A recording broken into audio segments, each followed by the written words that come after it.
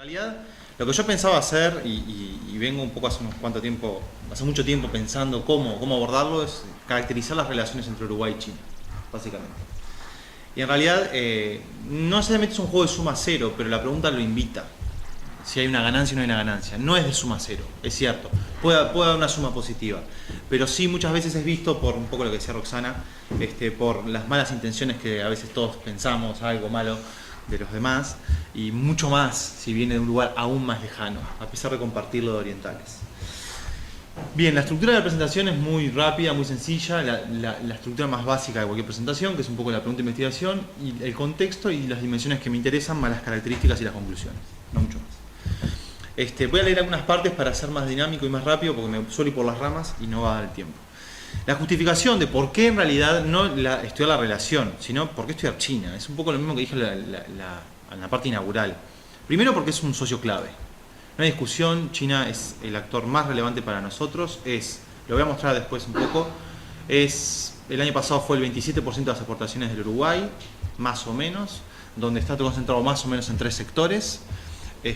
Y es un actor que ha generado un cambio en la matriz productiva del Uruguay, no solo en la matriz exportadora, en la matriz productiva en general, y que ha tal vez modificado muchísimo algunas dimensiones que no suelen considerarse con China. Estábamos, por ejemplo, mencionando los recursos del agua, con la exportación en el sector forestal, por ejemplo.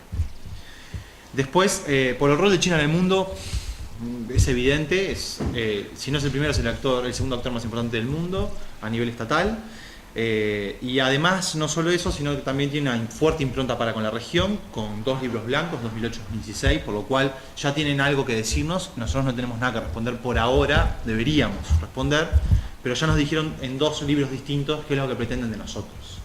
Entonces, y son cosas muy importantes, digamos, no son tonterías. Entonces, es relevante estudiar China por eso y las relaciones con Uruguay. Y por otro lado, también nuestras perspectivas de desarrollo. Es un actor importante, otra es la figura del tren. Acá es muy común la figura del tren, esto de pasa el tren una vez en la vida, pasa el tren, hay que subirse, y siempre pasa el tren al final, ¿no entiende? Pasa una vez sola, pero siempre pasa algún tren.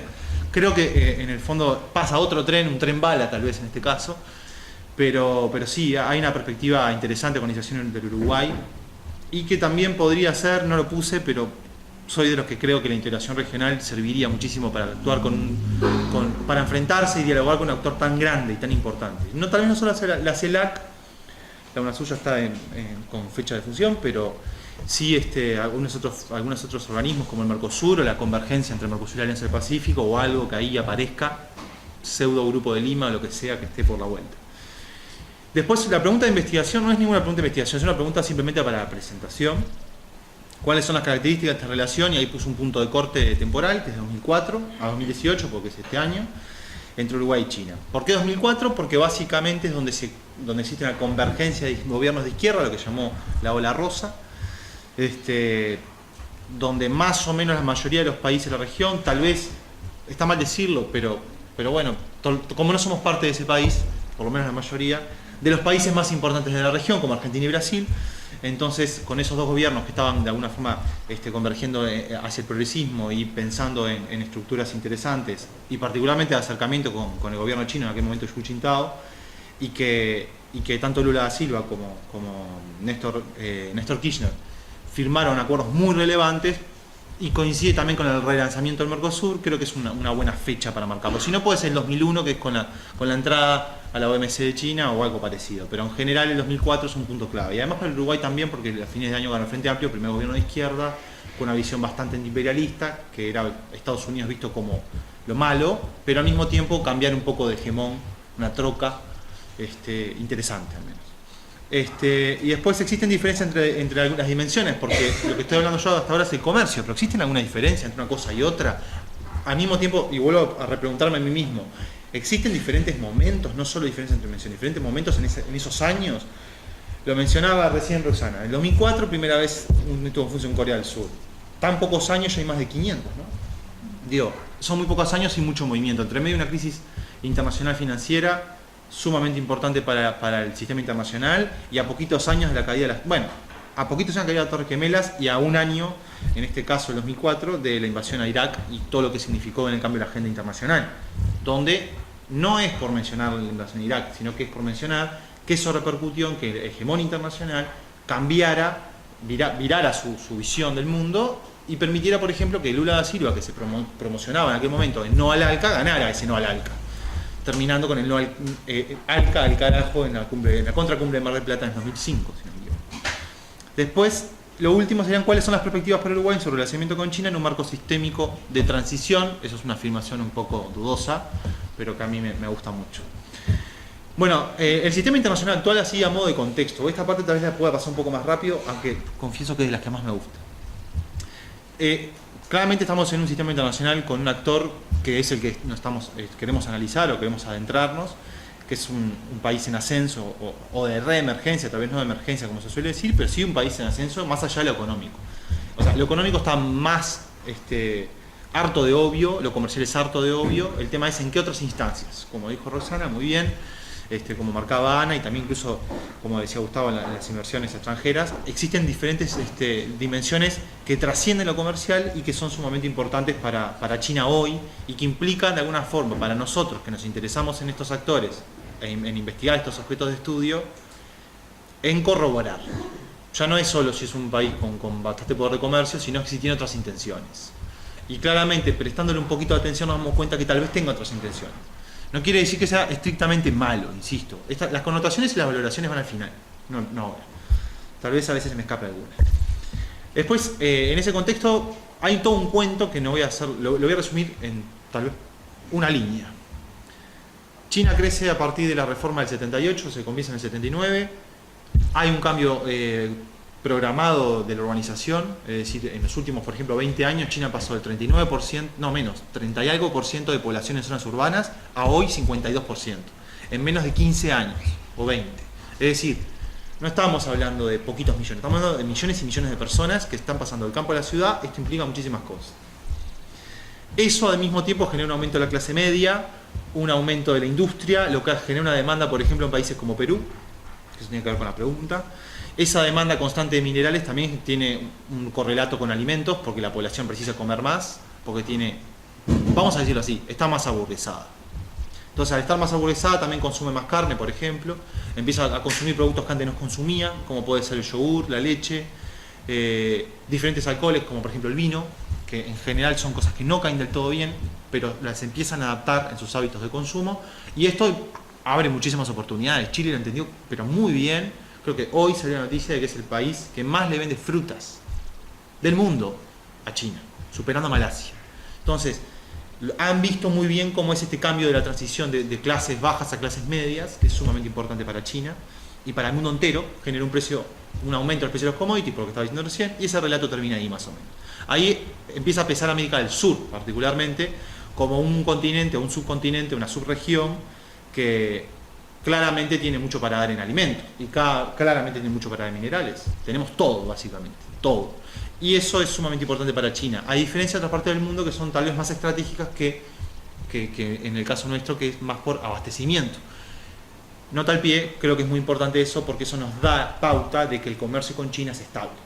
Si nosotros le vendemos comida, a diferencia de otras cosas como puede ser minerales, que en algún momento se puede acabar o puede cambiar muchísimo los patrones de crecimiento, la comida va a seguir siendo así, y más con un país que cada vez es más rico. Yo no sé los números, no me los acuerdo, pero China pasó también en 10 años de tener un PBI per cápita de menos de $5.000, y digo menos de $5.000 por decir mucho, muchísimo menos, a más de $10.000, en cuestión de 10 años o menos. Que tiene que ver con el crecimiento, por supuesto, obvio. Exponencial a tasas chinas. Bueno, después la consolidación de China como socio comercial entre medio de una crisis muy importante, lo cual hizo un cimbronazo en el sistema internacional y generó una decisión absoluta, un vuelco absoluto hacia este sector para comerciar bienes y también servicios, que se empezó a consolidar en los últimos años, y para adelantarnos un poco al final, para lo que Uruguay más o menos también cumplió. Acá quiero mencionar una cosa que yo no puse y siempre lo quiero mencionar y se me olvida.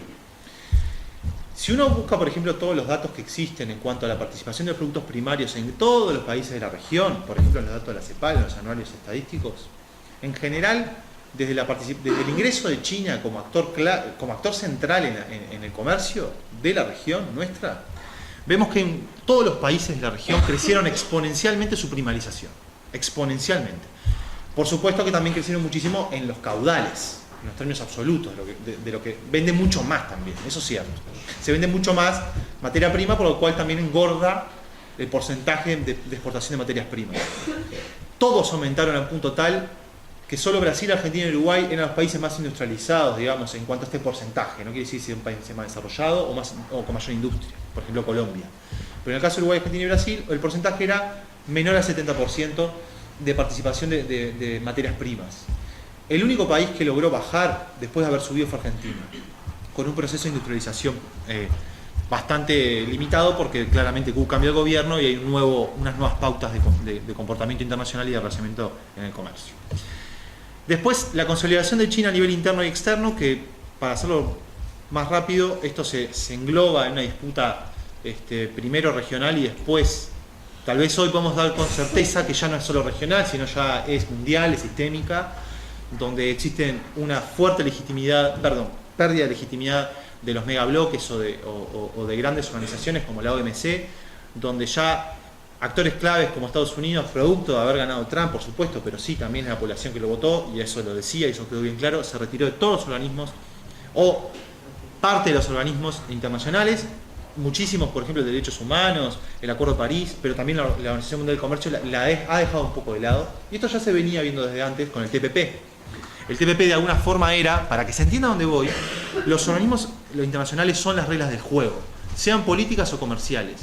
Y esos organismos internacionales que tienen esa regla del juego, cuando cambia un actor sumamente importante, es decir, cuando se mueve la aguja de ese termómetro, también el actor nuevo, el que está en ascenso, intenta ser parte de las decisiones. Es decir, intenta ser parte de que escribe las reglas. Intenta ser parte de modificar la Constitución o los acuerdos nuevos. El TPP era una idea de excluir a China en eso. La salida del TPP de Estados Unidos provocó un cimbronazo, particularmente Japón y Canadá, siendo países claves, siempre aliados de Estados Unidos, que se vieron como sin padre, básicamente. Entonces, ¿qué hacemos? Esto generó ciertas reticencias, tal vez más geopolíticas, y que hasta el día de hoy vemos con la participación, con el acercamiento de Japón hacia China, y al mismo tiempo una contraola china sintiéndose una especie de paladín del libre comercio, cuando hasta hace menos de 3, 4, 5 años era una ilusión, o era demasiado pedir escuchar al presidente chino diciendo que era el país que más promovía el mercado libre, el libre mercado, ¿no? Entonces, al mismo tiempo se empiezan a reagrupar, esto es hoy mismo, hay una especie de movimiento de tropas o de movimiento de ajedrez, donde algunos países se empiezan a alinear con uno o con otro. Por eso decía al principio que lo de Uruguay también tenemos que empezar a atenderlo, porque en algún momento nos va a tocar la puerta y nos va a preguntar de qué lado estamos. Tal vez esto no pase, ojalá que no pase. La pregunta es, ¿cuándo pase? ¿Alguien va a contestar que sí o que no con certeza, con sentido, pensado, o simplemente se va a proponer porque sí? Como podría ser la propuesta de un tratado de libre comercio a China. Y esa pérdida de legitimidad permitió la entrada de China a muchísimos espacios. Puede ser el OBOR o la nueva ruta de la seda, un espacio claro donde se intenta consolidar un nuevo hegemón en algunas regiones del mundo, pero con proyecciones internacionales. Si ustedes ven la propuesta de acercar a América Latina al OBOR o a la nueva ruta de la seda, en el mapa no tiene ningún sentido, está en la otra punta, absolutamente en la otra punta, y ni que hablar en términos uruguayos. Porque China mira en el mapa desde el centro, donde en el centro está China. Nosotros estamos desde la otra punta, para decirlo en paralelismo, somos la Nueva Zelanda del mapa chino. Uruguay es la Nueva Zelanda del mapa chino, estamos exactamente en la otra punta. Entonces, siendo chicos, estando en la otra punta, no somos Brasil, ¿qué hacemos? Ese es el punto. Ya me fui de tema solo con esa introducción, me imagino. Sí, bueno, aumento sostenido del comercio complementario, voy a ir bien rápido. Hay una mudanza de una de las partes. Nosotros le vendemos materias primas, ellos nos compran materias primas, nosotros le compramos manufacturas. Esto no fue siempre así, ni siquiera en estos años de estudio. Al principio China también nos vendía, no materias primas, pero bienes con valor agregado medio, no alto como ahora. Ahora sí, por ejemplo PC, celulares, insumos industriales de todo tipo. Es decir, la diversificación, y acá voy a hacer algo que está mal, me voy a ir un poco adelante, la diversificación de la importación de los productos por sector de China a Uruguay es muchísimo más amplia, o es mucho más diversa que la de Uruguay a China. De hecho, si nosotros miramos las exportaciones a China, miren esto. Esto es una concentración muy clara de los productos, una concentración aún más clara de los sectores. no solo de los productos, sino de los sectores. Y ni que hablar si entramos en cada uno de estos productos. A mí particularmente me mueve mucho el piso analizar siempre quiénes son los capitales que están detrás de estos productos y si son nacionales o no son nacionales. 5 minutos. Okay. Por ejemplo, en el caso de la carne, el porcentaje de frigoríficos en manos nacionales, en manos de uruguayos, no pasa el 7%. Aquí ven que casi la mitad es de soja. Los capitales internacionales son los que son dueños de las semillas de soja. Y sabemos más o menos las empresas, en general son las que se repiten en el mundo. Entonces no son uruguayos necesariamente. Entonces esto da luz, es un simple análisis comercial mínimo, que un tratado de libre comercio podría ser beneficioso para muchísimos sectores, como estos. La pregunta es, ¿qué quiere decir? Porque si al fin y al cabo estos sectores tal vez no sean ni siquiera uruguayos, y es más, lo más probable es que esas ganancias ni siquiera se queden en el país. Entonces, si vamos a hacer eso, por lo menos sepamos que se van a mover de esta manera los capitales. Simplemente se va a intensificar en lo que podríamos llamar una enfermedad holandesa llamada, enfermedad holandesa más el estilo agro, ¿no? No tanto con el petróleo, como cuando Holanda descubrió el petróleo, todos los capitales nacionales se volcaron a la inversión en petróleo, como le pasa a Venezuela, que más o menos está condenada, producto de que no es capaz de entender que si tiene una ventaja comparativa muy alta con algún bien, como nosotros con la carne, con la soja y hoy con la madera, no hay incentivos para trasladarlo a otros sectores. Entonces, se hace necesaria, esto también lo cuento un poco como para el final, la conclusión y reflexión, se hace necesaria la mano del Estado. Se hace necesaria una estrategia, porque los capitales, si se mueven solos, lo cual podría ser dentro de las reglas del juego, está bien, no hay drama. El tema es, si eso se deja así de esa manera, lo más probable es que vayamos a concentrarnos en las exportaciones de los productos. Y ya les mencioné, quienes viajen en algún momento al norte del país se van a dar cuenta que hay muchísimos bosques, que esos antes no estaban. Y esos son todo madera que se va, no necesariamente a China, pero sí, en la mayoría a China. Y se va por zona franca, además. Bien. La inversión extranjera directa, no voy a decir nada, ya lo dijo Gustavo, es minúscula, inexistente casi. Yo iba a mencionar un caso al revés, el de Zona América, que es la primera inversión uruguaya en China. Zona América ahora tiene una sucursal, por decirlo de forma, de inversión en China, no sé en qué lugar, sé que no es en las provincias más importantes, tal vez, más de renombre, pero sí está en un lugar importante. Después, por otro lado, también tiene una Zona América en Colombia, y es la idea un poco replicar eso. El tema es que la Zona América es importante para mí, no por Zona América, sino por su director, que es Gabriel Rossmann. Hay cosas que tienen caras, como yo decía hoy al principio, hay cosas que tienen caras. Rossmann es una de las caras de la relación entre China y Uruguay, pero no por el hoy, porque uno dice, sí, claro, hoy Rossmann está en todos lados, Rossmann viaja a China casi todas las semanas, es cierto.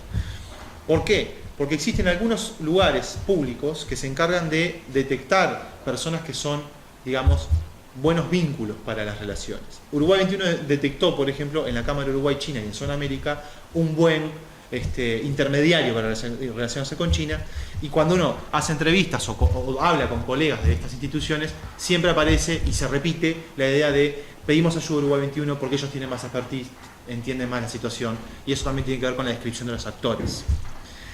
En ese caso, en el Zona América, ¿por qué de antes? Decía yo, y esto lo voy a mencionar muy rápido, por la Cámara de Comercio Uruguay-China, la cual se abrió recién en 1986, la cual fue pedido por la Intendencia de Montevideo, tengo un extracto de una revista de aquella época, fue pedido por la Comisión de Fomento para el Comercio Chino, una sigla, el CCPIT, donde se financió a la Intendencia, se hizo en el hall una muestra sobre China cuando Uruguay ni siquiera tenía relaciones con la República Popular. Eso fue 2 años antes de que en 1988, el 3 de febrero, se establecían las relaciones con la República Popular. Es decir, este actor, que Rossmann era parte de la Cámara Uruguay-China que se creó en ese año, sigue siendo vigente, y particularmente con los laneros, que hoy también siguen siendo muy importantes, pero no tanto como en aquella época. Y después, por otro lado, también destacar algunos casos poco virtuosos de las relaciones con China que han develado la falta de comprensión de la cultura china. Me da un poco de vergüenza decirlo, porque yo siempre lo escucho y digo, ay, qué pesado, siempre dicen lo mismo, esto de que no se entienda a los chinos por su cultura, y lo estoy diciendo yo. El tema es que no sé cuánto pueden saber del tema, prefiero no omitirlo, porque es importante. Hay que entender en parte la cultura china, los tiempos que ellos tienen, la forma de enfrentar los problemas que tienen, la forma de esquivar los problemas que tienen, la forma de entender, de cómo se hacen los negocios, más por amiguismo o por entender mucho, conocer mucho a una persona antes de si la empresa es tan importante o no. Por supuesto que es relevante, pero es muy importante la persona. Quién es uno, de qué familia viene, etcétera, etcétera. Qué buen nombre tiene y que no pierda la cara, como dicen ellos. Y han existido cosas raras, por ejemplo, últimamente, sí, ya voy.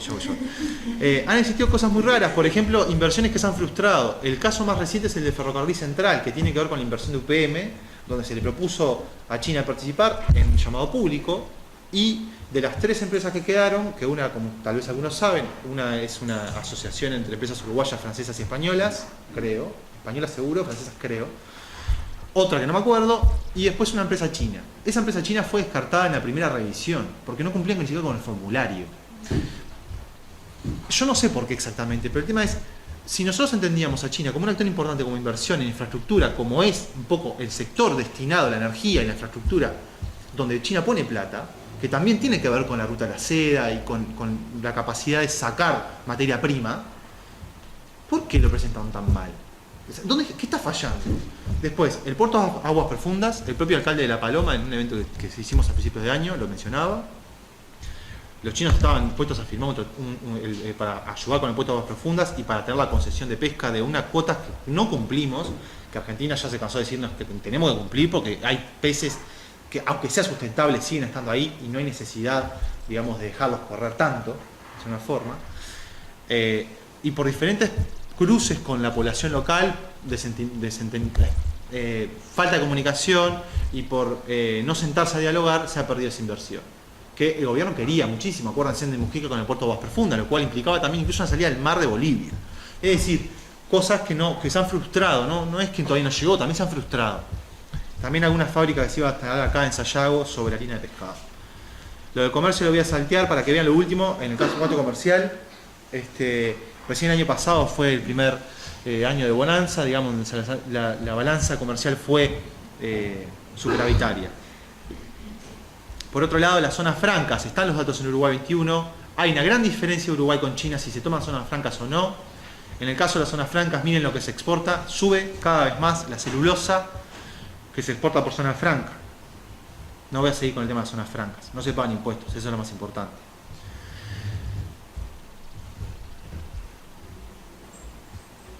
En cuanto a la dimensión estratégica, política estratégica, muy rápido, hubo un cambio, un silencio, una especie de situación de nada misma, de que no pasaba nada en los 90, producto también del desconocimiento de los gobiernos uruguayos para con estos temas, aunque sí cabe aclarar que todos los presidentes de Uruguay siempre fueron a China, desde siempre, desde el 85 en adelante, Sanguinetti fue siempre, Tabaré Vázquez fue siempre, todos. Entonces hay una intención de acercarse a ese actor, pero no se sabía cómo. En los 2000 existe un cambio, una fase diferente a nivel político también, que tiene su punto más alto en el octubre del 2016, cuando se firma no solo la intención de Intercambio de Comercio, sino la Asociación Estratégica, que hoy se está apuntando a que sea Asociación Estratégica Integral. Por otro lado, para saltearme esta parte, en general, existen organismos de intercambio político con China, y particularmente uno que tiene más interés para mí, que tiene que ver con el diálogo político entre Mercosur y China. No con Uruguay, existen varios encuentros, y particularmente el mixto comercial, que es muy importante, y que hace poquito Ningbo Noboa estuvo con Wang Yi en propio Beijing. Que ese también es un dato, se juntó 3 veces con el canciller chino, nuestro propio canciller, solo en el 2018. Es decir, hay un interés, pero también es cierto, y hay que decirlo, si bien somos pequeños, por alguna razón también nos prestan atención. Es cierto que la política de somos todos iguales con China, en el discurso es muy bonita, pero todos sabemos que a la larga hay países más importantes que otros, esa es una realidad, pero es curioso que un país se junte 3 veces y más, y esperando que probablemente, bueno, tal vez Xi Jinping venga cuando venga a Buenos Aires, o tal vez en otra instancia, es decir, es un país sumamente importante. Ya termino, lo prometo. Después, por otro lado, para esta parte política estratégica hay una paradoja, porque por un lado Uruguay quiere firmar un tratado de libre comercio con China, por otro lado tenemos la cláusula 3200, pero más allá de eso, el punto es, por un lado prometemos y queremos un libre comercio con unos actores más importantes del mundo, pero por otro, nunca dejamos de decir que nuestro lugar en el mundo es el Mercosur, lo cual considero que está muy bien. Pero la pregunta es, no hay incompatibilidad en esto, no hay una paradoja en el mismo gobierno actual que no entiende que lo que está diciendo es contradictorio, que por un lado quiere el comercio regional e intraindustrial, pero por otro lado también aumentar las exportaciones y las importaciones para con un país que sabemos que no podemos negociar solo, ya nos dijeron que no. Esa paradoja me parece sumamente relevante de acá a futuro. En cuanto a los actores en política exterior, los de comercial los mencioné más o menos. Creo que la Cancillería es muy importante, hubo un aumento diplomático, apertura de un consulado en una región clave, muy cerca donde se hizo el puente. Ministerios, muy importantes, tal vez el caso del Ministerio de Industrias es ilustrativo. Carolina Cose fue hace justamente para los 30 años, y hay una gran cooperación producto de esta relación con el Ministerio en innovación y en tecnología, lo cual podría ser para Uruguay algo sumamente importante por como país pequeño que somos, y no solo exportar carne, podría estar muy interesante.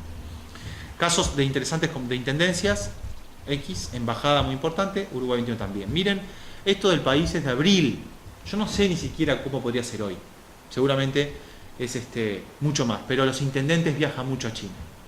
Los intendentes. Algo que se recomienda mucho, que se empiecen a relacionar entre intendentes y provincias y no a nivel general. Creo que esto lo entendieron muy bien los intendentes y ha tenido ya resultados, La Valleja particularmente. En cooperación, solo mencionó que China es un cooperante muy importante hoy. No puse, ni creo, ni había escuchado, pero me parece sumamente importante lo que dijo Gustavo, esto empezar a ver nosotros qué hacemos, también no solo esperar plata de China para tener becas, para ir a China, para conocerla, sino también nosotros tener una estrategia con eso. Los empresarios en las cámaras son muy importantes, los sindicatos, el PIT-CNT viaja muy seguido a China también. La UCI, la Agencia Uruguaya de Cooperación, es clave en la cooperación internacional de cooperación sur-sur, las embajadas, Cancillería, universidades, Instituto Confucio, la Asociación Nacional de Investigación e Innovación, la ANI, y las intendencias también en la cooperación. Quería decir que esto también tenía que ver con el plan de inversiones de Uruguay en infraestructura, que tenía cierta correlación con el memorándum, que es igual para todos los países de la región, igual, solo cambia el nombre del país. Solo quería mencionar eso, porque esto tiene que ver con la estandarización de las relaciones de un país con el resto de la región. Por las dudas, conclusiones. Características anteriores que nadie las vio. Es una relación complementaria. Tiene efectos positivos. El aumento de la demanda de algunos productos uruguayos es sumamente relevante. Fortalece algunas industrias. Potencialmente fortalece algunas industrias. Hay un desbalance de la estructura productiva en lo que algunos autores, la mayoría argentinos, le llaman reprimarización de las economías. Yo adhiero casi exclusivamente a eso. Relación estrecha a nivel político, de alto nivel. Insisto, un país tan pequeño tenga tan buenas relaciones con China es llamativo, hay que aprovecharlo. Creo que el gobierno en ese caso lo está haciendo bien, para hacer alguna valoración al final. Creo que aún lo está intentando, como puede. Y después hay una fuerte relación de cooperación que cada vez mayor. En cuanto a conclusiones, hay dos fases muy claras, una comercial estrictamente de reconocimiento y una segunda que es multidimensional, donde ya no solo comercial, sino también política y cooperativa, mucho más política y estratégica que cooperativa. Me olvidé de mencionar lo del caballo de Troya, porque Uruguay puso a China en la agenda de Mercosur en su presidencia pro tempore, y ese no es un hecho menor, es un caballo de Troya tal vez, otra vez no. Y después la consolidación de los lazos productivos independientemente del TLC es una perspectiva futura. Gracias.